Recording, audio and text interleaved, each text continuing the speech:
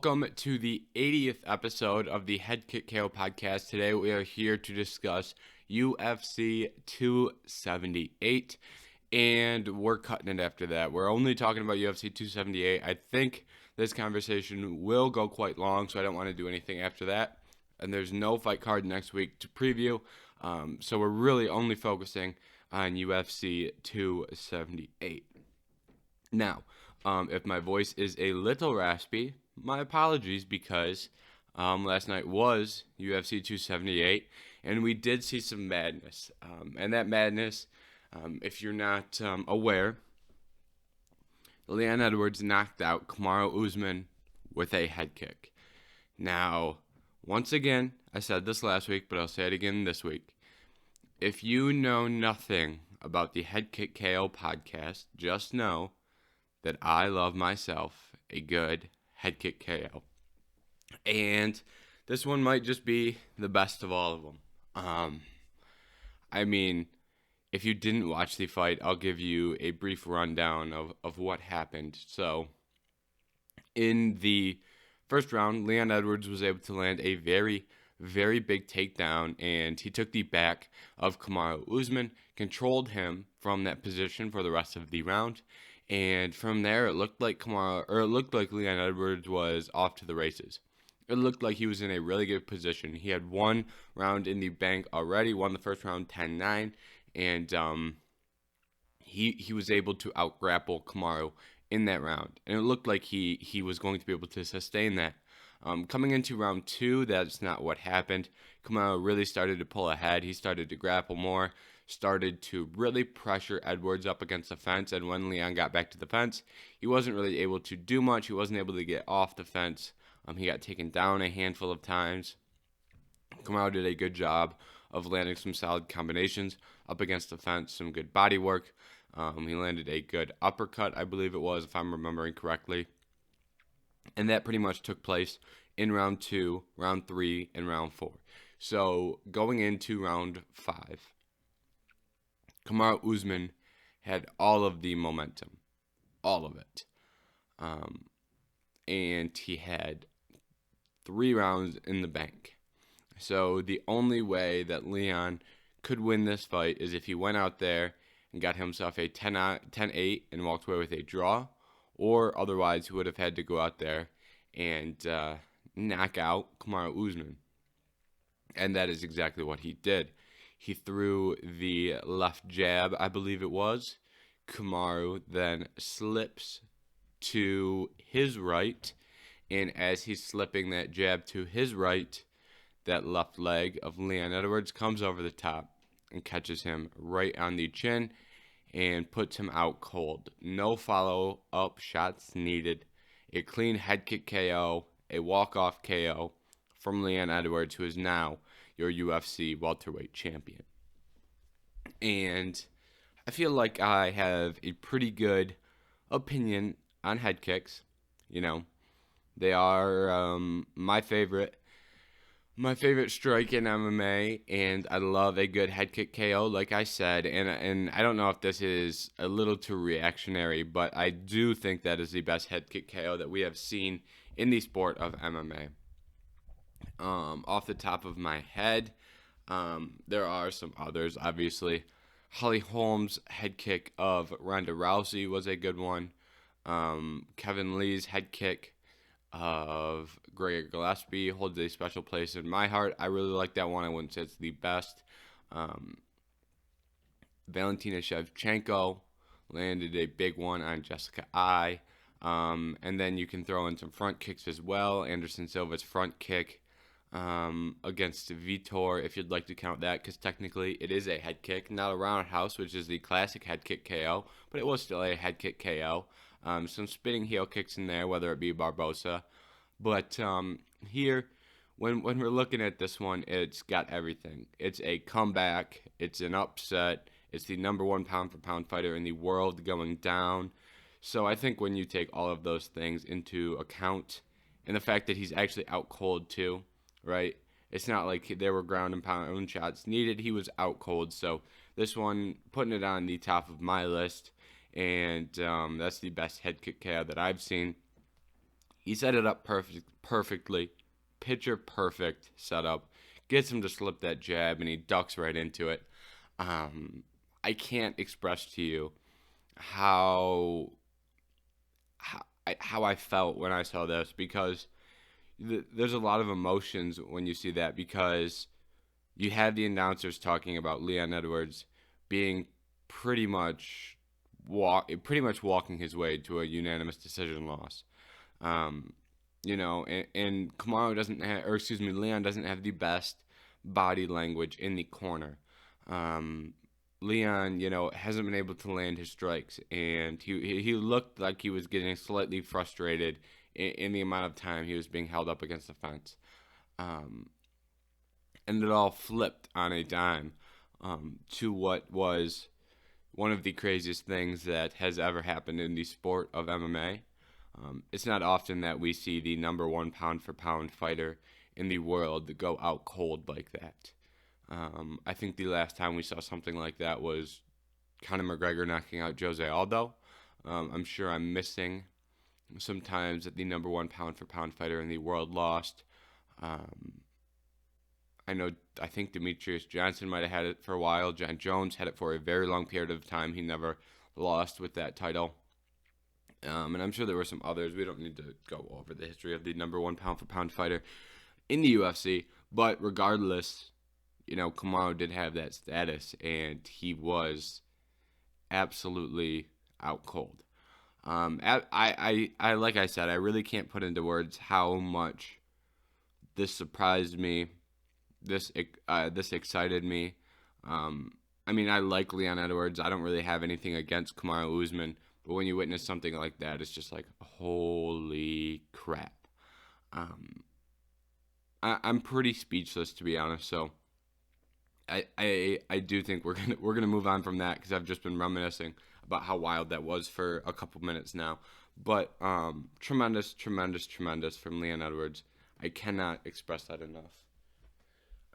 Now, moving forward, I'm very interested in what the future is going to hold for both Kamaru Usman and Leon Edwards. Okay. Because both guys, I shouldn't say Leon has a lot of options. He's going to fight the number one contender. But what is Kamaru Usman going to do? I think there's probably a 90% chance that or it would be a trilogy, because that was the rematch. But I think there's about a 90% chance that he fights Leon again. Now, what's that other 10% look like? I think that a lot of people have discussed him moving up to 185 and 205. I think we should take 205, curl it up in a ball, and toss it out the window. I don't think there's any need for that, any use for that. Doesn't make any sense. Not very smart.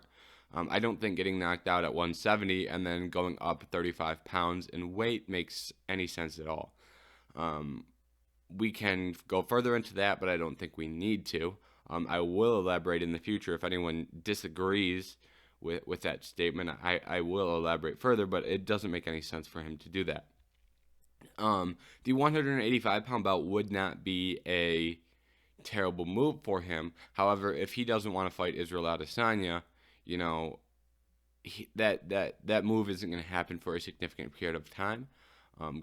Israel Adesanya is fighting Alex Pereira, and even for that to make any sense for Kamaru to move up, if he doesn't want to fight Izzy, Alex Pereira would not only have to beat Izzy, but he'd have to beat him in a rematch, because Izzy has earned that right, just like Kamaru has, where you have a certain amount of title defenses and a certain amount of consecutive wins, and you automatically earn a title defense, or an immediate rematch, or in Kamaru's case, a trilogy. So both of those guys have earned those things. So even if Kamaru wanted to move up to 180, he'd have to hope that Pereira beat Izzy twice, and he would have to wait probably about a year for that to happen. So I don't think that makes any sense. Go get your belt back at 170. If you're going to make the move to 185 pounds, have the 170-pound belt with you so you can then be a double champ. I think it would be a waste to go up to 185 pounds, win that belt, but not get double champ status. That seems pointless to me well, not pointless. I shouldn't say pointless. You're winning a belt in another division. That's tremendous. But I do think it makes more sense to, if you're in Usman's position, try and become the double champ with it. So I think there's about a 90% chance that we see that. Maybe it's higher than 90, but you get the point I'm making. I think it's incredibly likely that we see Edwards versus Usman 3, and this is also like, if you're Kamaru, he won 3 rounds quite easily, and I think in his mind he's probably just thinking, I'm the better fighter. I won 3 rounds. I just got caught, which there's a level of truth to that. But at the same time, Leon wasn't, Leon didn't get lucky here. He set up an absolutely perfect head kick and won. That's why he won, because it was perfect. So I think that does kind of throw a wrench in that thought, but I do understand where that would be coming from. Now, in terms of projecting a rematch, or excuse me, I keep saying rematch. In terms of projecting a trilogy, that's really interesting to me, for a couple of reasons. Because in theory, you could say, okay, Usman knows that he has to control Leon up against the fence. And you can think, okay, that's going to be his game plan for 5 rounds. He goes out there, does that again for 5 rounds, and this time he doesn't get hit with a head kick and he wins. A very legitimate thought process, and I understand that thought process. However, what happens if that altitude really affected Leon Edwards? And this time we're in Vegas, or this time we're in England, and that altitude doesn't affect him the same, and the grappling exchanges, I'm not saying they're like they were in the first round, but at a minimum they're more competitive and more similar to what we saw in the first round. Maybe Edwards doesn't get that takedown and take the back again, but maybe we see him, defend takedowns a little bit more efficiently from rounds 2 through 5 than he did in this fight. Maybe that was an effect of the altitude. We won't be able to tell really until that third fight. And another thing that really interests me there, when you're projecting rematches or trilogies or anytime it's past a first fight, I always like to look at game plans and how can you adjust and how can you improve. What can you do to change the outcome or improve upon the outcome that you got? I think that is something that is very interesting to me, right? And sometimes fighters make adjustments, and other times fighters don't make adjustments. And it's a really big variable. And a great example of that is Amanda Nunez versus Juliana Pena. Amanda Nunez made all the right adjustments in her game plan with the check hooks to be a lot more successful. Well, Juliana Pena, came in with the game plan of, I'm going to do the same exact thing that I did last time. And it didn't work. So I am interested in how the game plans will change. But the one thing that really piques my interest is when you look at this fight, Leon had a great first round. But really, Leon can look at round 2, round 3, and round 4 and pick out pieces and areas where he can improve, right? That is paramount to being more successful in this rematch. He can go, okay, I can't sit up against the fence like this, because every time I do that and sit up against the fence, I'm getting touched. And I can't go to the high guard, because when I go to the high guard, he digs to the body and he's splitting the guard or going around the guard. So that can't be my main form of defense. So in the third fight, does he come out and look to press the center a little bit more? In the third fight, does he decide, okay, I'm going to try and slip or counter when my back's up against the fence? Does he decide, okay, I need to make a very concentrated effort to control the cage, control footwork, and really, if I'm pressed up against that cage, circle out. And that way it'll be harder for him to get takedowns or control time as well. So I think those are things where Leon can look at that and tangibly isolate areas where he can improve. If you're Kamaru Usman, where are you going to improve, right? You look at that first round and you say, okay, well, I got taken down. And maybe he was just caught by surprise there. But at the same time, I don't think that will be a big portion of his game plan. But then you look at rounds 2 through rounds 4, and you go, I did a lot of good things here. You know what you need to keep doing, right? But how do you adjust off something that was Very, very good. How do you, because in reality, he pitched nearly a perfect game rounds 2 through 4. How do you improve upon pitching a perfect game? It's, you really can't do much. Can you strike out more batters? Here's what I can do to add a little bit more.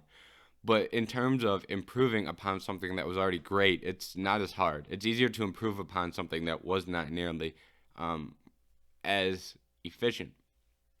And then when he watches that 5th round, he's got 15 seconds of a clip to go, okay, well I slipped the jab and I got hit with a head kick. How could I improve and not get caught with the same head kick in the second fight?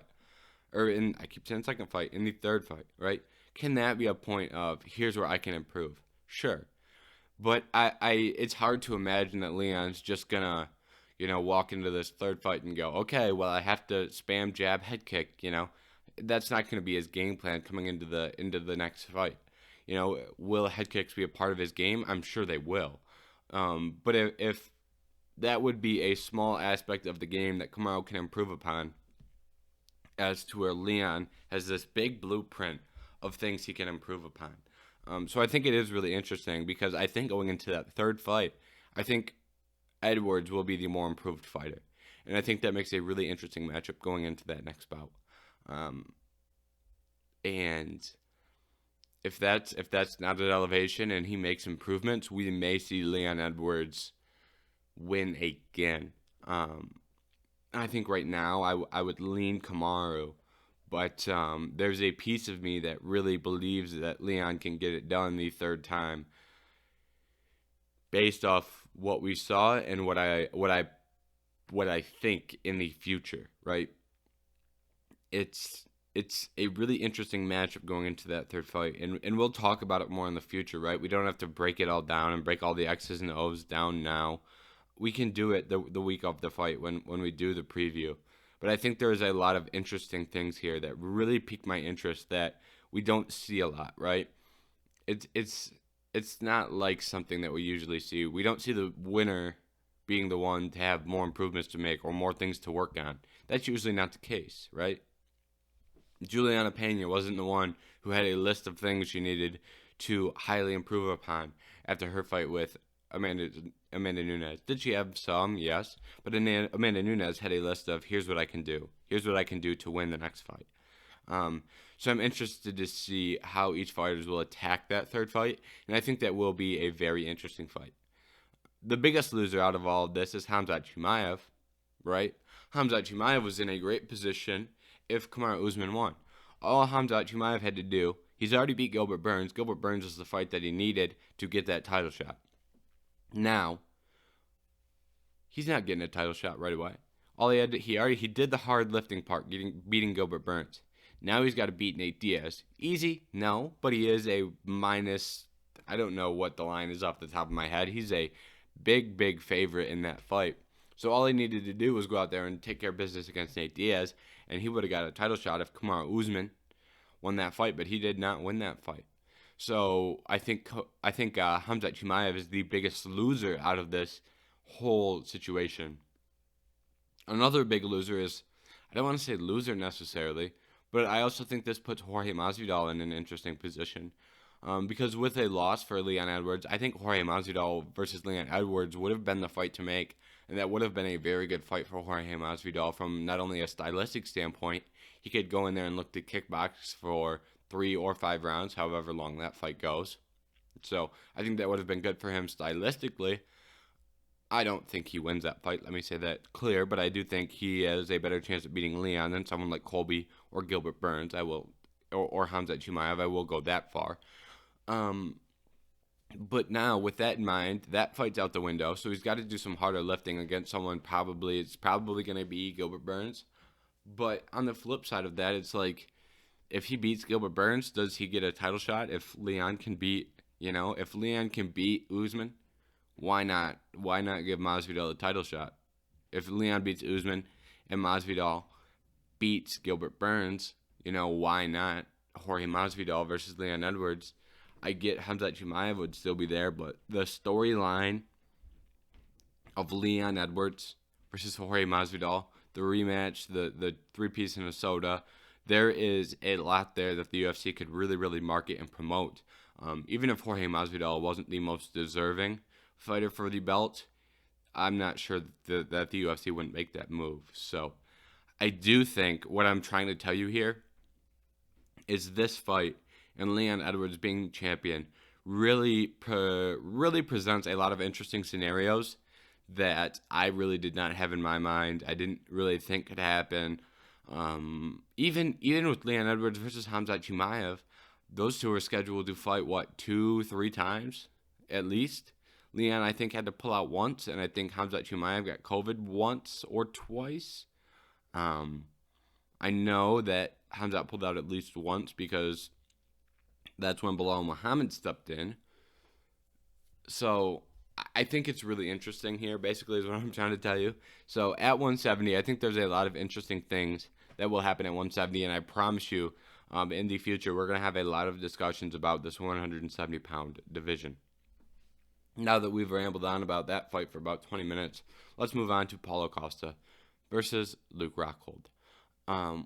This was a very strange fight. Not a bad fight. I'm not saying it was a bad fight, but it was strange. Both guys looked pretty affected by the altitude, so that was not great, right? But at the same time, we had a lot of action, right? Paulo Costa did a really good job of doing enough to win this fight. But Luke Rockhold did a really good job of, well, first of all, Luke Rockhold's chin held up, which was an absolute surprise to me. I had it penciled in that eventually that chin was going to crack, right? I think I said in the preview episode that I was really intrigued in that fight and that I thought Rockhold could win moments, right? I thought he could win until he wasn't winning. I don't know if that's the exact phrase I used, but I think that was the point that I was getting at. Luke Rockhold could win this fight until he wasn't winning, until Paulo Costa landed a big shot. But Luke Rockhold ate some big shots, and he also landed some big shots of his own. I think there was that big overhand right that landed right on Paulo Costa's chin. That was some very good work. Luke Rockhold did a lot of really good work. Ultimately, he did get tired, but he fought through that tiredness, right? I think there's times where a lot of people get good cardio confused with a fighter who gets tired and fights through it, right? A lot of guys have really bad cardio problems because they get tired and quit, or they get tired and start getting beat up. Other guys don't necessarily have cardio problems, but they'll get tired, but they fight through it. Justin Gaethje is one of those type of fighters where if Justin Gaethje gets tired, he's getting tired because he's fighting at an incredibly high pace. And this isn't as true for the Gaethje that has been fighting recently. I think this is more of a characteristic of his earlier career. The Michael Johnson fight's a great example where Gaethje gets incredibly tired, right? Gaethje's tired, but he never quits, and eventually that pulls him to a win. So I think that's the type of performance that we saw from Luke Rockhold there. We'll go with Luke first. For Luke, I think he made the right decision to retire, right? Once you lose this fight, it's like, what do you fight? What do you have to do now? Because looking at that division, he just lost to Paulo Costa. He would have had to fight a little bit lower in the rankings. So when I look at some names, he would have been looking at fights with Strickland's booked, but Strickland, Hermanson booked. Till, Muniz, Gastelum. It's like he's a decent way from, a title shot. He's a decent way from the top 5. And he said it himself. He was very, very old. He's been through a lot. He's been through a lot of issues. So I think it was the right decision for Luke Rockhold. I think he retired at a good time. He gave it one last go. That one last go, he fell short. But he did not, he didn't do anything too crazy or too harmful to himself. And he got himself in a fight of the night. So very, very, very very impressed and happy with what we got from Luke Rockhold. For Paulo Costa, I'm surprised he didn't win this fight a little bit more cleanly. Once again, that altitude might have affected him. But nonetheless, he put in a great performance, did a lot of good things, beat up on Rockhold a little bit early, landed some really good body kicks. I liked a lot of the things Paulo did offensively. I wish he would have been a little bit more offensive, but I think that was some hesitancy due to the altitude. Once again, we saw Paulo Costa go and get into a brawl with UL Romero, and he made it through 2 rounds very easily, got a little tired in the third, at the end of the third. But I think that's, what happens when you give it your all for 15 minutes, right? You should be relatively tired at the end. You don't want to be gassed, but, he looked like he had just gotten in a 15-minute fight there. So I know he doesn't have bad cardio. So once again, the altitude, I think, raised its head here. And from there, Paulo Costa, not a bad fight. In the pre-fight thing, he said he had 1 fight left on his deal. That would have been the Rockhold fight. In the post-fight presser, he's like, I don't know if I have 0 fights left or 1 fight left. So I don't really know exactly what's going on with Paulo Costa. So if his next fight is in the UFC, I think he takes on we're gonna have to wait for matchups to play out here. We've got Whittaker, Vettori. If Whittaker loses, Whittaker, Costa, give it to me. If Vettori loses, Vettori, Costa doesn't make sense. Whittaker, Costa doesn't make sense. You've got Strickland and who's Strickland booked to fight? Oh, Strickland and Brunson are booked to fight, and Cannonier and who's booked to fight in this division? I know these guys are booked to fight. Let me give you okay. Hermanson, Brunson, Cannonier versus Strickland. Okay, that's settled. So we've got those 2 fights. Hermanson versus Brunson, Cannonier versus Strickland. Had them backwards. My bad.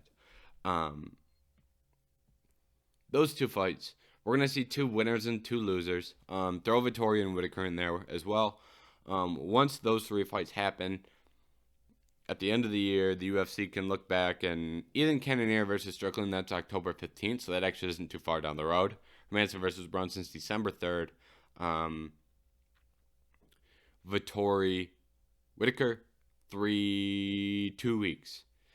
Jeez, I had my timeline all mixed up. Regardless, Paulo's going to fight either a winner or loser of one of those fights. I'm not going to sit here and talk about hypotheticals and if this guy wins and if this guy loses, but in this fight, if we switch it around, you get into a rabbit hole real fast of hypotheticals. So I think there's 3 fights at the top of 185 pounds. When those 3 fights are finished, we can kind of figure out exactly what we're going to do next after that.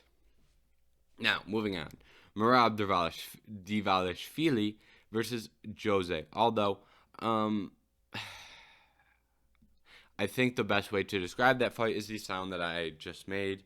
A deep exhale of, oh, man. I don't like what happened in this fight, right? I wanted to see Jose Aldo win. I wanted to see Jose Aldo fight for a title. We didn't see that. And we didn't even see something. I don't want to say, how do I word this? Merab Dvalishvili didn't set the house on fire, right? Merab Dvalishvili is now in. Well, we'll talk about the fight first. Jose Aldo goes out there, defends every single takedown that Merab attempts. I think he was 15 for 15 on takedown attempts, or 15 for 15 on takedown defense. Merab then, however, every time he didn't get a takedown, he held Aldo up against the fence. Well, I shouldn't say every time. The majority of the times. In the striking exchanges, Merab came in with heavy pressure while Aldo attacked the body through knees, through some leg kicks, but overall fairly low output from Aldo. This was, not great. This was not a great fight. Because on one hand, you can say, oh, Merab, all he did was hold him up against the fence and he didn't do anything and he shouldn't have won that fight. He didn't do any damage. All he did was control him up against the fence. However, Jose Aldo, when they were at a distance, he fought at a very, very, very low volume. In the first round, I was thinking, man, we're seeing some decent striking, I don't want to say opportunities, they were striking from a distance for a decent period of time. And Aldo didn't really throw much. It looked like he was looking to counter, was never able to counter too efficiently. So even though Merab did little damage in those clinch positions, I will give Merab a little credit. He did land some really good strikes in that third round. Not a bunch, but in comparison to what we saw in the first two, he did pick up the pace more in the third round. And I think if that were a 5-round fight, he would have, had a much better fourth and fifth round. I think every round that went on, it went from being 50-50 in round 1 to slight Merab lean, and then a decently large Merab lean in rounds 2 and round 3. So I imagine if we see round 4 and round 5, Merab pulls ahead a little bit more in each of those rounds as well. But even though he didn't do much damage, Jose Aldo didn't do much damage either. So it wasn't really a great fight, Merab didn't necessarily punch his ticket to a title, and he doesn't. We don't really know what Merab wants to do, because Merab now beat the number 3 ranked guy in the world, but doesn't want to fight for the title, right? So do you want to go up to 145? Do you want to go down to 135? Do you want to sit at excuse me? Do you want to go up to 145? Do you want to go down to 125? Do you want to sit at 135 and be the number 1 contender and just beat random fighters that have lost for the belt or are trying to get the belt? It gets to a point where it's like, I know you guys are boys, and I'm not saying Aljo and Merab should fight, but I'm saying we should figure out a solution rather than just have these two guys who one's the champion and one's the title contender. I guess maybe they're waiting until Aljo fights TJ Dillashaw to make that decision, because if Aljo beats TJ Dillashaw, he's got some decent matchups for him after that. If Aljo has to fight Sean O'Malley, that's a pretty good matchup for him too. He's already beat Piotr Yan once. Yan might be the toughest matchup for him. So it's like, how long can Aljamain Sterling reign that division? Is Merab just going to sit there and wait? Once again, we have a lot of ifs on the side of Merab. So I'm not exactly sure what to expect. And I don't think anybody really knows. So I think we're just in this interesting position of we're just waiting for somebody to say what Merab's going to do. I don't know why the UFC booked this fight. In hindsight, it doesn't make any sense. If Merab doesn't want to fight for a title, don't absolutely rush him up the ranks with opportunities. If you don't want to fight for a title, that's fine. But make him fight, don't throw him all the way up there against number 3 and give him a great chance to promote himself. You're not even, from a business standpoint, you're not really promoting yourself that much, You're promoting yourself for nothing, actually. Unless he wants to go down to 125, then a win against Aldo, and you go down to 125, that makes your win against Aldo very meaningful in that division. Because Aldo would, do, in comparison, Aldo is probably a tougher guy to beat than some of these other guys at 125 pounds. Not all of them, some of them.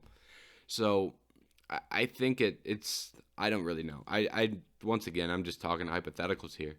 And it's starting to get frustrating because of how much it doesn't make sense. For Aldo, I'd like to know what Aldo's plan is. Because Aldo's talk was, I'm going to win against Merab, win the belt, retire. But now we're in a spot where you didn't beat Merab. Are you going to retire now? At the same time, you didn't take any damage. You just got out controlled. He didn't look too bad. Don't take Jose Aldo to elevation again. Take Jose Aldo to a place closer to sea level the next time he fights. I don't know who made the decision to put Jose Aldo, a guy who is known for having, I don't want to say known for having cardio issues, but he has had cardio issues in the past. So why did he fight in altitude? I don't know.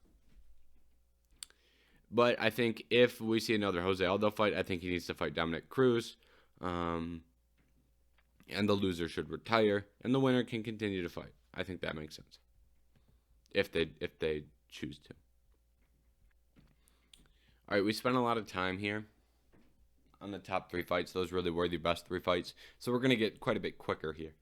Lucy Poldova versus Yanan Wu. I don't mean to beat up on either of these women, but this fight was not great. Lucy Poldovovich got herself a good TKO finish, yes, but she threw Yanan Wu in a head and arm. If I wrestled in high school, and if I got thrown in a head and arm, I would have been absolutely torn apart by my coach because it's one of the easiest moves to defend. So I don't think we were seeing the highest level of MMA in that match. Tyson Pedro went out there and beat up on Harry Hunsucker, who is now 7-6. I like Tyson Pedro. I think he's a very good fighter. He's got some really good striking and some great jiu-jitsu. But he was very clearly the better fighter in this fight, and Hunsucker didn't really have much for him. Now, a more interesting fight, Marcin Tabor versus Alexander Romanov. In that first round, it looked like Romanov was going to walk out of there with a 30-27 or maybe even a 30-26. In the last 2 rounds, Marcin Tabor used that underrated striking he has. He's a very underrated striker, and he did some really good things on the feet, and he won himself the last 2 rounds and got out of there with a decision. I'm not out on Romanov, but I do think that was a good lesson, a good learning curve for him. Moving forward for both of these guys, I'm looking at Marcin Tabor, and he's fought just about everybody in this division. Booking his next fight is going to be difficult. When you look at that division, you've got Dauskas and Rosenstrike who are booked against each other, so neither of those fights are going to happen. And he should be rewarded because he took on the biggest, baddest prospect, and he secured his spot in the division. So credit to him for that.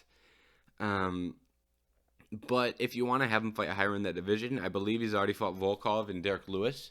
So neither of those fights are, the next fight that are going to happen unless those are strange fights to rematch. I think that's a problem we run into a lot at heavyweight. He lost to Volkov in his last fight, so that fight probably not going to rematch that.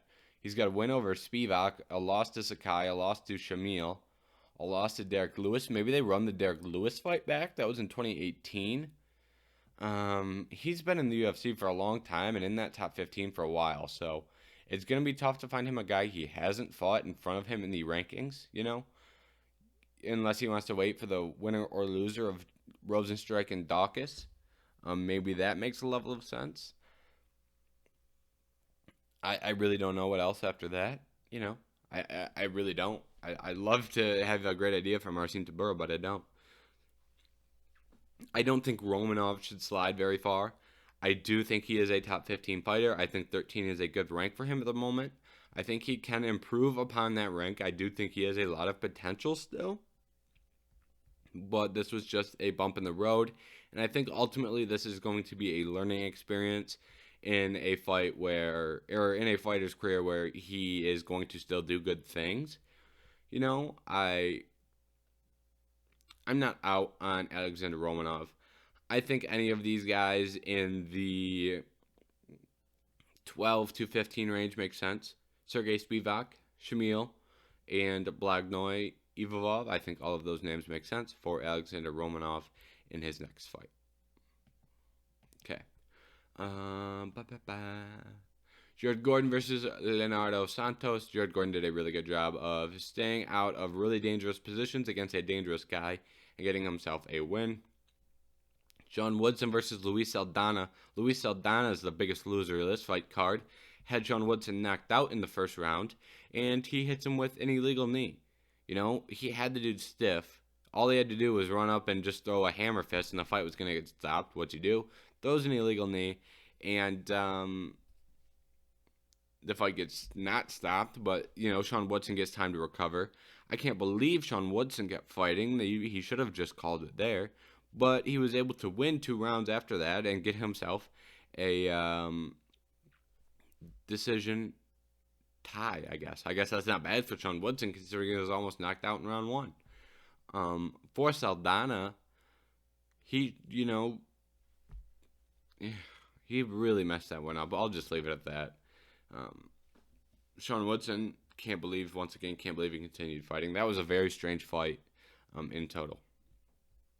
Ange Lusa versus AJ Fletcher. AJ Fletcher fell victim, in my opinion, and maybe Ange as well. But AJ Fletcher very, very badly fell victim to the elevation of Salt Lake City. He got tired, and from there he did some good work too. He got tired beating up on Lusa, but eventually he got tired and Lusa pulled ahead.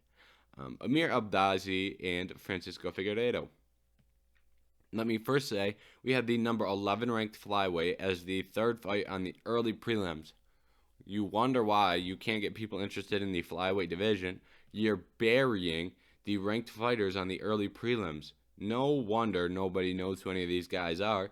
You got to watch from 6:30 to, the main event at midnight if you want to see these guys. But Amir Abdazi had a very good win.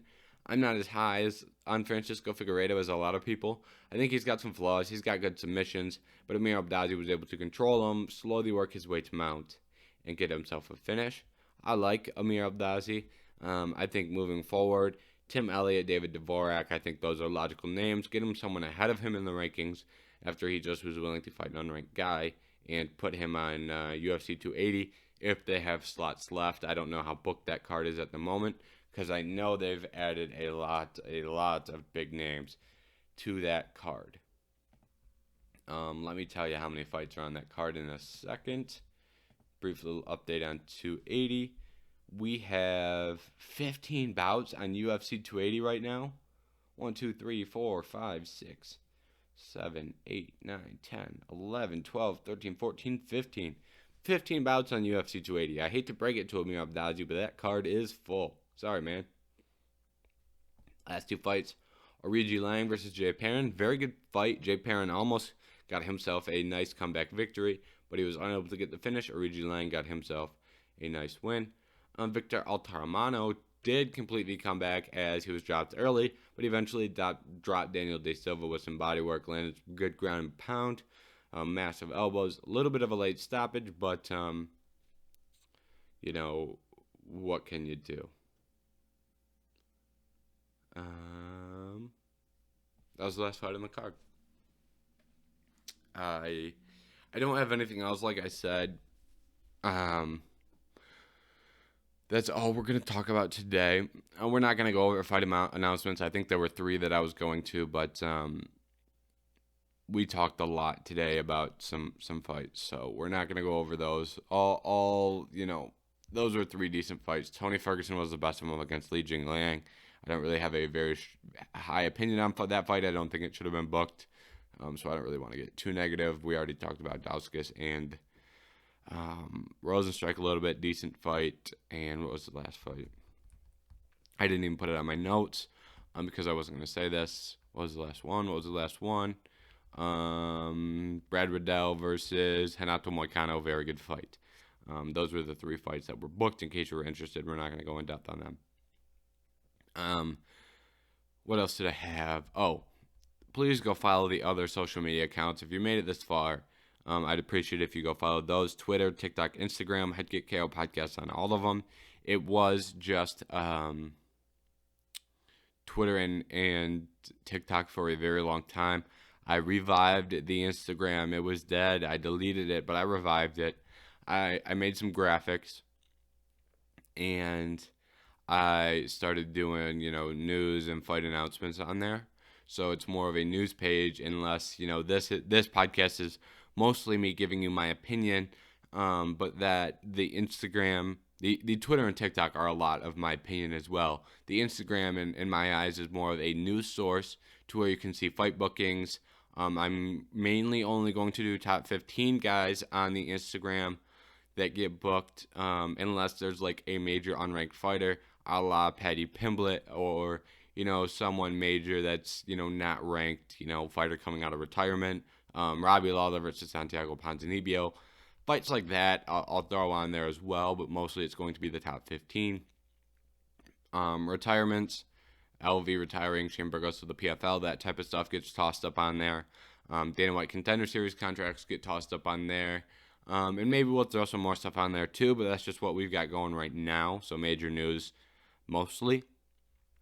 So if you're interested in that, go follow that account, Headkick KO Podcast or Headkick KO Pod. It's not that hard to find. Maybe it is because there aren't very many followers on that. But go follow that as well if you're interested. And next week, I honestly have no clue what the plan is for next week. We don't have a fight card on Saturday, so there's not going to be anything to recap. I might do a preview. Oh, I got to do a preview of UFC Paris, so we'll be back next week. I was thinking about taking the week off, but probably won't. I want to talk about UFC Paris, so maybe I'll do some tape study throughout the week and on Saturday. And for UFC Paris, I'll try and give you like a UFC pay-per-view type breakdown, where I go in depth on each fight. But we'll do that on Sunday instead. I think that would be a good plan for UFC Paris. So we'll do that. And if anyone has anything they'd like to hear me discuss, because there isn't going to be a lot, next week, that would be a good opportunity for any, like, hypotheticals, or, like, in the past I've done, matchmaking for UFC stars, so that type of thing would be a good opportunity for that type of podcast as well. So if anyone has anything in particular they would like, let me know in the YouTube comments or the Twitter or anything, and maybe I'll discuss those as well. So, but, thank you so much for watching the Headkick KO podcast. We have been improving and growing a lot over the past month or 2 months, 3 months maybe even. So thank you to anyone that is watching, listening, wherever. I appreciate that. So thank you very much. And thank you for watching this episode of the Headkick KO podcast. Goodbye. He front kicked him in the face! Kevin Lee with the ultimate